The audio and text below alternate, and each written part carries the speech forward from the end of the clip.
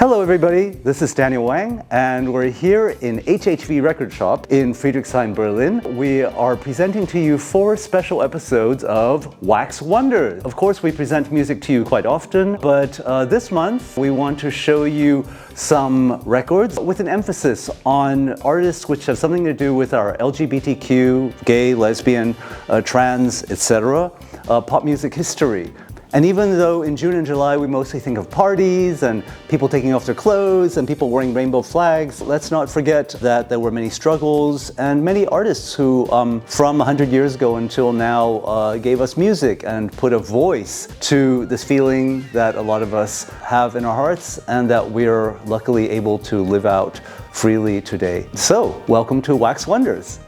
The first record we're presenting to you is an absolute Italo disco classic, and this is Azoto, Disco Fizz. I think almost any DJ who is into Italo disco and into classic disco knows this record. It happens to be repressed now on a new mint vinyl with incredible sound quality. We have to present it. If you don't have this in your record collection, you really should. Azoto, of course, was a project made by Celso Valli, who is probably one of the great fathers of Italo disco production. You know his other productions under Tantra, right? Those are those classic disco tracks like Hills of Kathmandu and A Place Called Taro, and there's a Sukuleo, Mother Africa, Wishbone. These were on this double album, and this was a special side project.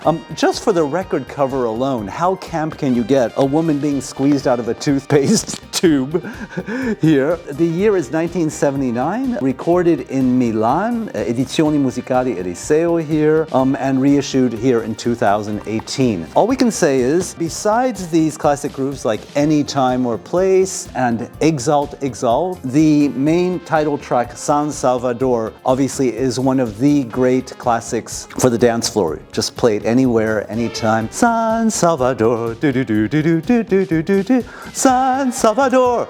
You can feel the tropical heat and the people in the street and this funny lyric that they're singing. For the campest, most lovely, fun disco times on your dance floor, it's Azoto. If we're talking about queer artists, especially ones who've gotten much more attention in the past 15 or 20 years, we absolutely must mention Arthur Russell. And of course, this is an artist whom I think everyone knows about already. Ironically, he really made his reputation in the New York underground first with disco hits. Now we forget, because we know him from his cello and his folk songs, that you could say the real breakthrough was from his 2 first singles, which were Pop Your Funk, and the voguing classic, Is It All Over My Face? Yeah, and this was remixed, I believe, by Larry Levan. It was also co-produced by Steve D'Acquisto. And if you watch the famous movie from, I think, around 87 or 88, Paris is Burning, filmed by Jenny Livingston, that's when you hear the song Is It All Over My Face make its appearance with Black and Latino drag queens in New York voguing and doing dance performances with that song in the background. And really what's come to light in the past 15 or 20 years, I think, is the fact that Arthur Russell was a very serious musician who played classical cello music, who composed beautiful songs that were rich in lyrics with great harmonies and melodies. And here we've got a compilation of probably some of his best songs, not disco grooves, but things really written from the heart. This was reissued around 2008 from Audica Records. Audica is based in Portland, Oregon, and this is under the estate of Arthur's partner in life, Tom Lee. So now we've got this beautiful vinyl re-edition featuring the songs, for example, Love Comes Back, Love Is Overtaking Me, which is the title of the compilation, Your Motion Says, This Time Dad You're Wrong, and Don't Forget About Me, etc. Yeah, these are all beautiful songs. And I have to mention there's a bit of personal history too, because when I lived in New York, I had a very good friend who was close friends with Arthur and with Tom. And before all these re-editions were happening, I was sometimes visiting Arthur Russell's old apartment, which was, I think, on East 12th Street. And I even got to sleep in his bed a few times. And all the magnetic tapes, you know, the old 16 tracks or 12 tracks were lying around the apartment waiting to be compiled. And this compilation here, it should be noted, was put together from over 8 hours of recordings that the engineers really sifted through and cleaned up. So the sound quality is beautiful, it's compiled lovingly, and really an absolutely important part of LGBTQ pop music history. Yeah? Arthur Russell, Love Is Overtaking Me. Okay, the next record we're presenting here is something that is surely known to all people who love LGBTQ queer pop music. How could we not mention the Pet Shop Boys? Here in incredible sound quality on mint vinyl, we have the Pet Shop Boys discography, featuring all those hits from the first, second, and third, and fourth albums, I guess. Yeah, what do we have here? West End Girls, Love Comes Quickly, Being Boring, Jealousy, DJ Culture, all the hits. And there is so much we can say about the Pet Shop Boys. I know it's obvious to everyone. They were part of my adolescence too, growing up partially in suburban California near San Jose. I longed for the weekend and going to an underground dance party where West End Girls was absolutely fresh and mysterious around 1986, 1987. They were from some mysterious country over in the UK, wearing their Issey Miyake suits. Just to show you how wonderful it is to have them all in one compilation. Back in the 1980s, what did we go? These are from my personal collection. Of course, I have all the albums. Here, where do we have it? Please, the first album. Actually, the second album, Behavior, with that fantastic single Being Boring from the third album. And I just want to say, because we're presenting this in the context of Pride Special here for Wax Wonders in the HHV shop, there is so much about their lyrics which have a distinctly queer tone. And maybe this is obvious, but those lyrics were absolutely fascinating to me as a teenager because they seem to come from some mysterious other world over the Atlantic Ocean, of course, in UK, but also talking about European history. Let's not forget that the first single, West End Girls, it wasn't the remixed version that came out on the album. It was first produced by queer disco producer Bobby Orlando. And what else was Bobby Orlando known for? He produced Divine, as in Shoot Your Shot, and what else did Divine do? You think you're a man, you're only a boy, you think you're a man, but you're only a toy. And the Pet Shop Boys hired him. And when I think about West End Girls, which was their first single, which was cleaned up a bit for the album, you know, on the original single, there were some very mysterious lyrics. I went this morning and listened to them and thought, wow, what was Neil Tennant saying in this funny lyric? You got a heart of glass or a heart of stone? Just you wait till I get you home. With all your stomping, starting, and Stalin, who do you think you are? Joe Stalin, right? What was he saying? It sounds like some kind of weird queer pickup in some bar. And furthermore, Neil Tennant was a history major, I think, so he knew his Joe Stalin, and we're here in Friedrichshain, Berlin. You know, just a few blocks from where I'm standing here at the HHV shop. Until 1953, after World War II, we had a huge statue of Joseph Stalin here, which was removed after his death in the early 1950s. So, and not just that, I mean, think of all the great lyrics they wrote. What else have we got here? Rent, of course. I love you, you pay my rent, you dress me up, I'm your puppet, you buy me things, I love it. It's about an unusual kind of love relationship. They did that collaboration with Dusty Springfield on what have I done to deserve this? I feel like I can sing those lyrics. And Dusty Springfield, of course, is a huge icon and heroine for us. I think she had a relationship with a woman, and she certainly never married a man. Dusty Springfield was one of the first singers in the 1960s to bring African American singers from the US, from Motown, over to the UK to perform together with her. So again, an absolute heroine, and the Pet Shop Boys collaborated with her, and also with Liza Minnelli in the 80s, you remember. There's this hilarious song, It's a Sin, which is quite dramatic, but when you think about it, it's all about Catholic school guilt and, you know, and what the church thinks about homosexuality, yeah? And Being Boring with those unforgettable lyrics. As you know, all those people that I've been kissing, some are here and some are missing in the 1990s. And that was a while ago already. We can be glad that most queer, gay, lesbian people can survive the era now, not like they did 50 or 60 years ago. So there's so much to say about the Pet Shop Boys. Neil Tennant, Chris Lowe, if you're watching this, I just want to tell you that those songs that you wrote touched my heart and the hearts of millions of people so much. So thanks, and you can come here and pick up this wonderful discography. And what have we got here? Another pop star who we simply have to mention for our Pride edition of Wax Wonders here in the HHV shop. And again, someone we know very, very well. I feel like we're doing a little UK pop music special edition here. Not only the artist before George Michael, but also the artist I'll present afterwards.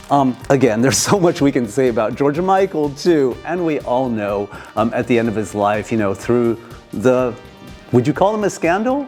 How many gay men do you know who have never bumped into a stranger in a public restroom somewhere and had a little bit of fun? Well, it's different when you're a pop star and millions of people know your name. But of course, he made a great video out of it with a shining golden urinal. This album is just beautiful. It's been repressed. You can see newly mastered, cut at half speed, made with care, put together with love.